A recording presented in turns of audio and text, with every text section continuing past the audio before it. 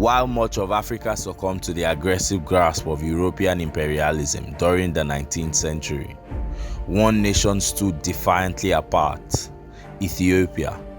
Nestled in the rugged highlands of the Horn of Africa, Ethiopia became a symbol of resistance, unity, and pride.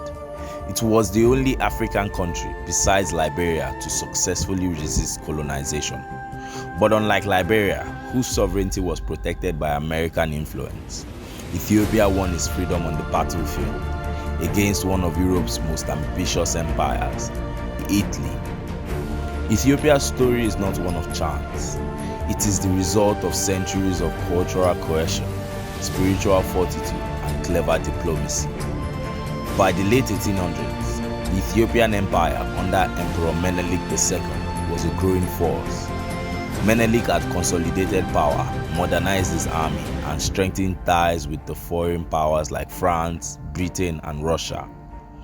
He opened Ethiopia to selective modernization, importing rifles, building roads, and adopting European military training. But he remained fiercely protective of the nation's sovereignty. In 1889, following the death of Emperor Johannes IV, Italy moved quickly to secure its colonial claims in the region. It signed the Treaty of Wuchale with Menelik II, but there was a critical discrepancy. The Amharic version of the treaty stated that Ethiopia could consult with Italy in foreign affairs, but Italian version falsely claimed that Ethiopia must conduct foreign affairs through Italy, essentially rendering it an Italian protectorate. When Menelik discovered this deception, he refused to accept the false terms. In 1893, he publicly renounced the treaty, severing diplomatic ties and preparing for confrontation. Italy, driven by its imperial ambitions, responded by expanding its military presence from Eritrea into the northern regions of Ethiopia. In their minds, Ethiopia was disorganized, fragmented, and no match for a European army, but they gravely underestimated the spirit of the Ethiopian people. In 1895, as Italian troops advanced, Menelik issued a nationwide call to arms. From every corner of the empire, Amhara, Tigray, Oromo, Guraji, and beyond, warriors gathered. Ethiopian nobility rallied their provinces. Priests blessed troops in the name of gods. Farmers offered grains. Traders transported supplies across mountains.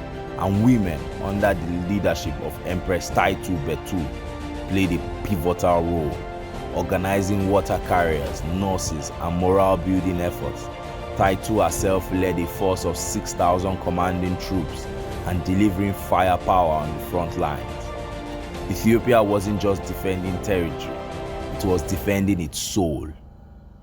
By early 1896, Menelik had assembled nearly 100,000 men, an unprecedented mobilization, with unity forged across ethnic lines.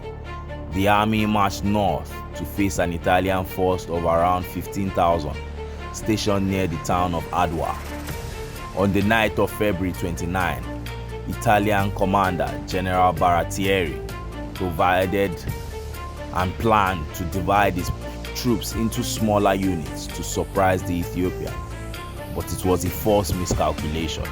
The mountainous terrain worked against the Italians. Ethiopian scouts, familiar with every ravine and ridge, tracked their movements. On March 1, 1896, the Battle of Adwa began. Ethiopian forces struck hard and fast.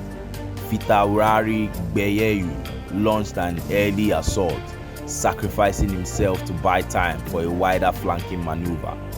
Ras Alula, Ras Makonnen, and Ras Mengesha, seasoned military leaders, coordinated strategic strikes that overwhelmed the Italians from multiple sides.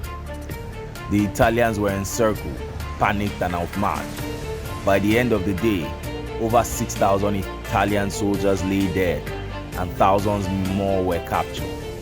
Ethiopia had achieved the unthinkable, the full-scale military victory over an European power during the height of colonial expansion. The consequences were monumental. In October 1896, the Treaty of Addis Ababa was signed. Italy formally recognized Ethiopia's full independence and renounced all claim of protectorate status.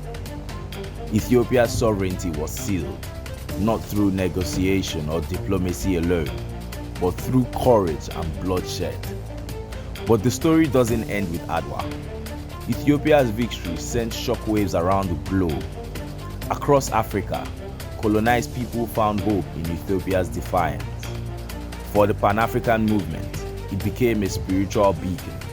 Leaders like Marcus Garvey and W.E.B. Du Bois hailed Ethiopia as a symbol of black resilience. Even decades after, when Mussolini's fascist regime invaded Ethiopia in 1935, the memory of Adwa fueled resistance, and Emperor Haile Selassie appealed to the Leagues of Nations, echoed the same cry for justice. Today, Ethiopia's legacy remains unmatched. Every March 1st in Ethiopia, they celebrate the Adwa Day, a tribute to unity, to sacrifice, and to the power of the people who refuse to bow. In classrooms, in churches, on mountaintops, where warriors once stood, Adwa is remembered not just as a military triumph, but as a statement that Africa is not a land to be taken, but a continent of sovereign people with stories worth defending. Ethiopia's story is not merely history. It is a lesson in courage, leadership, and national pride. When faced with overwhelming odds, it did not fracture, it united. And in that unity, it found the strength to shape its own destiny.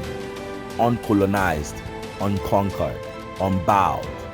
Do not forget to turn on your notifications so you always know when new videos are uploaded. And if you haven't subscribed before, please do and like this video. Thanks.